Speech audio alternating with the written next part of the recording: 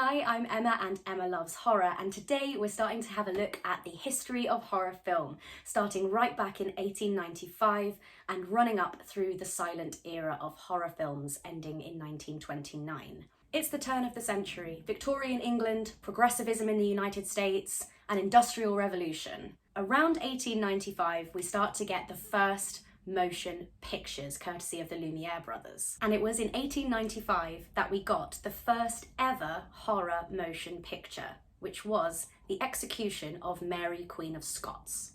This movie was directed by Alfred Clarke. It depicts a beheading of Mary, Queen of Scots, and it lasts 18 seconds.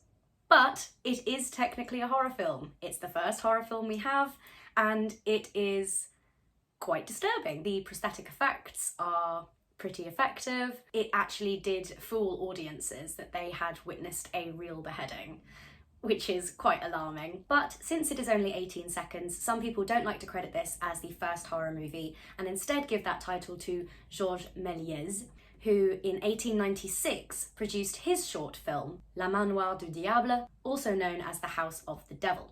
Georges Méliès was a French director. He was also an illusionist, and he is credited as the first wizard of cinema. House of the Devil is a 3-minute short. You can watch it on YouTube. It depicts the character of Mephistopheles, who is a demon, but his traits are consistent with a lot of vampire lore, so some people argue that this is actually the first vampire movie, since he exhibits traits like turning into a bat. It was presumed lost until 1988, but then it was rediscovered in New Zealand, of all places. Méliès was a pioneer of the horror genre, and he followed up with many other films, including The Infernal Cauldron in 1903. Méliès popularised so many different techniques that we still see in use today, such as substitution splices, multiple exposures, time-lapse photography, dissolves, and hand-painted colour. Films were black and white silent films. However, black and white silent films were often hand-coloured by women who would paint the stills to give the illusion of, for example, night and day by painting blue for night and yellow for day, or using red to indicate a demonic presence. Perhaps my favourite works of this period are the works of Spanish director Segundo de Chomón. He was a Spanish director, but his films were primarily released in France. Notable works include La Maison Ensorcelée and An Incoherent Excursion from 1906 and 1909 respectively. You can find both of these shorts on YouTube. I do recommend watching them. They are horror comedies, and they both demonstrate great early practical effects and puppetry. Segundo de Chomón's effects were so good that he continued to work producing effects long into the 20s with other notable influential directors of the genre. The works of Segundo de Chomón also inspired Jennifer Kent when she was writing and directing The Babadook. In 1910, we got the very first ever Frankenstein movie. This movie was made by the American director J. Searle Dawley, who called himself the first motion picture director. As we can see, he wasn't, because I'm not mentioning him first, but he does have an important role in film history. He actually helped set up the MPDA, which was an early precursor to what would become the Directors Guild. The first Frankenstein movie is a short film as well, and it uses some really interesting camera trickery, especially with regards to mirrors. And there is a very famous shot of reverse footage where a puppet of the Frankenstein monster is burned to a skeleton and ash, and this process is then played in reverse to show the creation of Frankenstein's monster. It actually reminds me a little bit of Hellraiser. Frankenstein was not the only movie to be inspired by horror literature that came out during this period. In 1908, we got the very first ever iteration of Dr. Jekyll and Mr. Hyde. Unfortunately, this version of the film has been lost. It was directed by American-born Otis Turner. However, we do still have copies of the 1912 and the 1913 editions of Dr. Jekyll and Mr. Hyde, which come from American Lucius Henderson and Irish Herbert Brennan, respectively. Likewise, Frankenstein was not the only monster that we saw on screen around this time. In 1913, we got the very first werewolf movie called The Werewolf, and it was from Canadian Henry MacRae, but unfortunately, again, this film has been lost. But the most notable movement of this era is German Expressionism. German Expressionism would continue well on into the 1920s, but it got its start here in the 1910s, most predominantly with the works of Wegener. His works include The Student of Prague in 1913 and Der Golem in 1914. Der Golem was a monster movie based on Jewish folklore. Only a 77-metre fragment of it remains today. In 1917, he made a comedy meta-sequel, but this has also since been lost. And so the prequel, which he then directed in 1920, is the only surviving whole member of the trilogy. But this is the first horror trilogy. The prequel is available on YouTube and you can give it a watch. It's a very interesting story that explores Jewishness and anti-Semitism and bears a lot of similarities to the story of Frankenstein's monster. In the late 1910s, we started to see the works of Todd Browning and Lon Chaney come to play. Todd Browning was a director, Lon Chaney was an actor, both of which would become extremely influential horror icons throughout the next decade. They collaborated in 1919 for The Wicked Darling, which is a crime drama, so not technically a horror, but it does mark a significant collaboration between the two. It's important to note that the films that were released around this time were coloured by the First World War. However, it was in the 1920s that horror film really started to change in a post-World War I world. These movies were produced pre-Hays Code, which was essentially a board of censorship code, which was ultimately replaced by the MPAA. So, movies in the 1920s could get away with a little bit more than they could in the 1930s and 40s. Many movies of this era have been lost, for example, The Terror in 1928, A Blind Bargain from 1922, and Il Mostro di Frankenstein in 1920. This was the Roaring Twenties. There was a new social order. There was new social acceptability in dress and behaviour. Things like smoking became acceptable in American society, and so more characters were seen smoking on screen. There was more urban development. There was a massive uptake in consumerism, more scientific developments, more faith and science clashes, and as a result, more science fiction. In the US, there was also prohibition at this time. Patriarchy is still in full force, so there are very few female leads, although first-wave feminism is starting to make a real impact at this time. Racial discrimination was rife, and so there are very few characters or actors of colour. Eugenicism, the rise of Nazism, moved towards demonization of the other. People had new fears. Horror movies started to include rats, war, gunfire. Many of these films were made by veterans and explored themes of national grief. They featured distorted landscapes, fantasy realities, gothic clothing, costume. We see a lot more crime horror. Body horror starts to make an appearance. The lines between reality and fantasy start to blur. We start to see manifestations of death in a much more anthropomorphic fashion. Films start to explore issues with authority and their government. German expressionism continues. Germany banned foreign films during World War I, which did actually give a boom to its internal film industry. And then following World War I, the German film industry was one of the most successful in the world. Unfortunately, they would suffer a huge amount of political turmoil in the 20s. So let's talk about some of the most notable German expressionism works of this time. Arguably the most famous is Nosferatu. This movie from 1922 came from director F.W. Murnau, and it was a blatant plagiarism of Dracula. Bram Stoker's estate actually sued for the rights to this film, arguing that despite the name changes and the altered ending, it was too similar to Dracula to be considered its own entity. So most copies of the film were burned.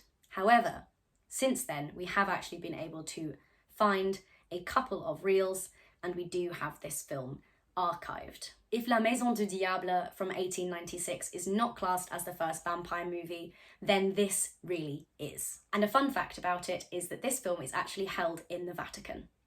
Other works from F.W. Murnau include Faust, The Last Laugh, and The Haunted Castle. The second most famous German expressionism film of this era is The Cabinet of Dr. Caligari from 1920. This is deemed the grandfather of horror films. It features non-natural landscapes, fantastic makeup, and unforgettable performances. It grapples with issues with authority, blurring lines of reality, and features the very first plot twist in cinema. This movie came from the German director Robert Wiener. Other works of his include The Hands of Orlak, which is one of the earliest depictions of body horror, and the movie Genuine. Paul Lenny was another pioneer of German expressionism with his works Waxworks, which was an anthology horror, The Man Who Laughs, which inspired the character design of the Joker from the DC universe, Last Warning, and The Cat and the Canary. Other notable German expressionist works include Warning Shadows by Arthur Robison and Destiny by the Austrian Fritz Lang. We also got a lot more literary horror in this era, in the same vein as Frankenstein and Dr. Jekyll and Mr. Hyde, as we'd seen before. People were drawing on classic Gothic literature as inspiration. The Hunchback of Notre Dame. This got a 3 times return on investment at the box office, turning $1 million into $3 million, and was the most financially successful movie of the silent era. It was directed by Wallace Worsley, who was an American director. He also did The Penalty around this time. Another literary work that was notable was The Phantom of the Opera. This was directed by New Zealand-born Rupert Julian, who moved to the US to pursue a career in film. It was re-released in 1930 as a talkie and is preserved in the National Film Registry. Another literary adaptation was The Fall of the House of Usher by Edgar Allan Poe. Likewise contained within the National Film Registry, this movie comes from Polish-born Jean Epstein, but was released in France, and it was co-written with Louis Buñuel, who we'll talk about again later. We also got 2 more adaptations of Dr. Jekyll and Mr. Hyde. We got one from US-born John S. Robertson and J. Charles Hayden, and Sir Arthur Conan Doyle's The Hound of the Baskervilles was adapted by Austrian-born Richard Oswald. It was released in Germany. There is also a duplicate of this by Maurice Elvey from the UK. Dante's Inferno was also adapted by Henry Otto, and The Lost World was adapted by Harry O. Hoyt. Art influences also played a role in film. We started to see Spanish and French surrealism and impressionism. Luis Buñuel was a Spanish artist, and along with his collaborator Salvador Dali, yes, that's Salvador Dali, they produced a film in 1929 called Un Chien Andalou, which was actually popular in France because it was popular with French surrealists. This is one of the earliest works of body horror and gore. It is a short, it is disturbing, it is very strange, and the entire purpose of this film, according to Buñuel, was to make a film that meant nothing, that had no narrative and no discernible plot, and no symbolism. It's very much worth a watch. While war, famine, disasters, economic and political turmoil, occupation and colonisation prevented many countries from developing a film industry, we did start to see quite a number of European countries developing horror film during this time. Sweden, France, Italy, Austria, Finland, Denmark and Britain. Euro works during this time are the works of Danish-born Benjamin Christensen, who released Haxan, a horror documentary anthology about witchcraft, which was incredibly controversial for the time for its depictions of anti-clericalism, witchcraft, nudity, torture, and general perversion. It was released in Sweden and Denmark, and then re-released in 1968. Christensen also produced 7 Footprints to Satan, which was released in the US. Au Secours is a French comedy horror by Abel Gance that is very much worth watching, as is The Phantom Carriage by Victor Sjöström, a Swedish director. With regards to British horror, we saw the first works from Alfred Hitchcock with 1927's The Lodger. Hollywood also starts producing films, and Hollywood becomes much more cemented as an idea as well as a business. Whereas Surrealism and Impressionism and Expressionism were much more celebrated and popularised in Europe, Hollywood favoured more realism. Also around this time, animation takes off with Walt Disney. There were a number of prominent US directors who would continue working long into the 1930s. One of the most prolific of these is Todd Browning, who produced The Unknown and London After Midnight in 1927. Also from the USA, we had Roland West, with his works The Monster and the Bat. We had an early iteration of slapstick body horror with Buster Keaton's The Haunted House. We had a fantastic iteration of werewolves from George Chesebro with Wolf Blood in 1925. And we have an animation, The Skeleton Dance by Walt Disney. There is actually a 4K restored version of this on YouTube that you can play at double speed. It's very fun and very entertaining. Check it out. A prominent Asian work from this time was A Page of Madness. This came from Japanese director Tainosuke Kinugasa, who was a former female impersonator turned director.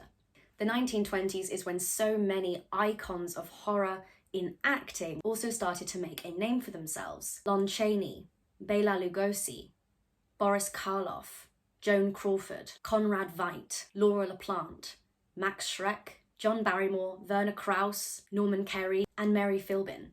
I will be digging much more into the actors that we know and love in a horror icon series that I'll be doing as well. So that's a rundown of horror from the 1895 right up to 1929. Despite earlier works, the horror genre didn't formally exist until 1931's Dracula.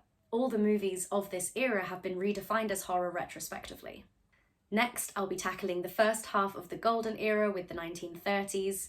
Until next time, cheerio!